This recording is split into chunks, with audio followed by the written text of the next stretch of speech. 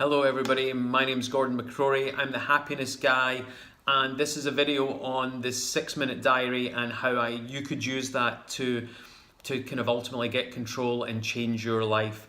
So the 6-minute diary kind of I think it's a really great tool that we can use to remind us to keep the main thing, which is focusing on our own development and kind of, and when I say focusing on our own development, having a great life so that we can help other people have a great life. If we show up and we neglect ourselves, we're not really much use to anyone. So I think that for me, at the core of everything is if I can really look after myself, if I can really prioritize the main things every day, and I invest my time in the right things, then I get this energy kind of payoff, if you like. It's not wasting time, it's choosing how to best spend my time in a day. And I think the 6-minute diary kind of really helps people do that.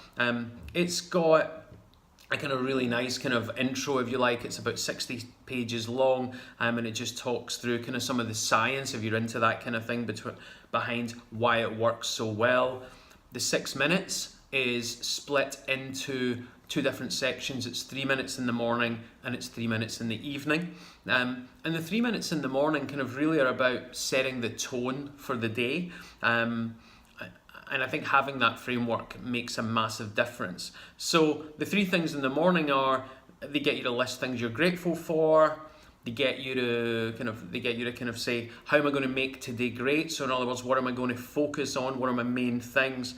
And they also do kind of, they've got a section for positive affirmations, which is probably not everyone's cup of tea. It's not something that I do an awful lot of. I don't kind of wander around saying a lot of positive things to myself, kind of in a structured manner. I certainly don't wander around saying lots of negative things either.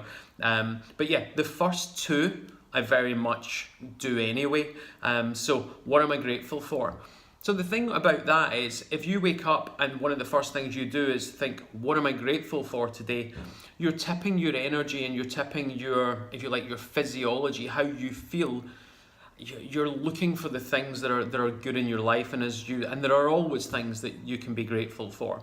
So when you do that and you find that, it almost kind of it starts this kind of chain reaction where perhaps for the rest of the day we find more things we're grateful for, and the more things we're grateful for, the better we feel. And when we're feeling really good, we can't be feeling really bad. So gratitude's a fabulous tool to feel good, and the 6-minute diary does a really good job of that. So that's the first thing for the morning. The second thing to do in the morning is it's how will I make today great?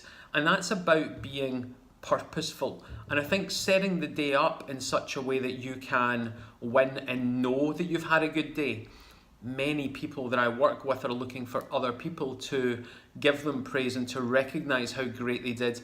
And I think in this kind of, in a busy world, in a fast-paced world, when there's an awful lot of stress and pressure, that often doesn't come. And it leaves us feeling kind of dejected and thinking, what's the point, and all of that. But I think that the antidote to that is if you've decided how you can make today great and you set out with that purpose, and then you do that, so you can review it as you go, but you've had it, if you know that you've had a great day, I think you're going to feel again a lot better, and that's the goal. You want to feel better. Third section in the morning, and it's the morning section is 3 minutes. Third section in the morning is positive affirmations.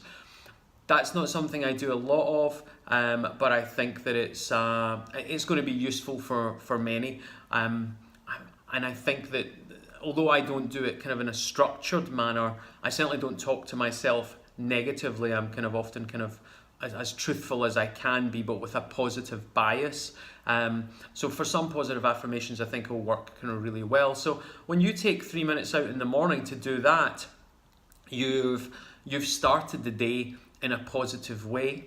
One of the expressions I use a lot is a body in motion will stay in motion. So in other words, whichever direction you're traveling in, it's easier to keep going that way than for course to be changed. So I think kind of just starting each day with kind of purpose, with gratitude and positivity, I guess, purpose, gratitude, positivity, it's got to be a pretty good way to kind of go in and attack the day. Then the idea is you go and do that, you have a great day, and when you get to the end of the day, we're looking at then, okay, three more questions. So it's really kind of getting you to reflect. So what good deed did you do today? Did you hold the door open for someone? Did you make a point to phone a friend that perhaps had been having a tough time? What did you do? That's going to give you connection, and that's going to help you feel better. One of the next things that I really like, and I think is invaluable to most people, is how will I improve? It's not what did I mess up with. It's not what did you fail at today. It's what did you do that could get better, that you could do better the next time. And that for me is within the framework of accepting that we're not going to get everything right, which is normal, and going after mastery, and which I think is a brilliant way to approach life. So what didn't you do so well that you could improve, and how would you do that?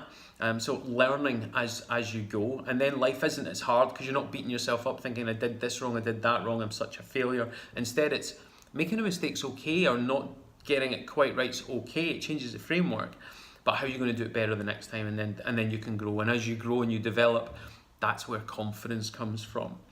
And then the last one that they get you to reflect on is great things that I experienced today, and that kind of again, it's just reviewing what's going on in your day and finding the good in it. It's really easy to find the bad in stuff. There's plenty of stuff that's not fair and tough in life, but if you can find great things that you experience, then they might be bigger, they might be small, but it doesn't really matter. If you're looking for them and that's what you're doing just before you go to bed, then again, I think you're going to kind of set sleep up to be a more pleasant experience. So that's, I think, kind of largely it. The 6 minute diary, a great little tool. I'll post a link kind of as to where you can find it. I got mine off of Amazon. I think it creates a great framework for anyone that's having a tough time or wants to feel better, someone that wants to achieve more, someone that wants to be more positive or to feel more connected. For someone that just getting better a little bit at a time, if that's important to you, this could be a really good tool. And I think overall, it can engage you with your life and let you feel more purposeful in how you go through it, more in control. I think that's kind of really important too. So I think the 6 minute diary is a great tool. I don't use it personally, but I do all the things, with the exception of the positive affirmations, on a day-to-day basis anyway, and they keep me top of my game. They keep me fully charged with energy. They keep me resilient, and they allow me to see the best in things rather than kind of when life gets tough, drifting over into the negative. So I think it's a great tool. I'll be using it with clients between sessions to help them stay on track. And I think for people that think, I'd love a coach, I'd love someone to help me, but I just can't afford it, I think the 6 minute diary is a brilliant kind of is a brilliant place to start to actually not just learn about, I guess, the science of improvement, but kind of and learn about yourself. But it's a framework and a structure that will help you implement. And implementation is the thing that's going to set you free, not knowledge. So I hope that makes a little bit of sense. The 6 minute diary, great little tool for getting better and having a better life. Let me know if you've kind of used it, or if you do use it and you kind of get some kind of successes with it. I'd love to hear what you think. That's all from me. I hope it's been helpful. Take care and bye-bye.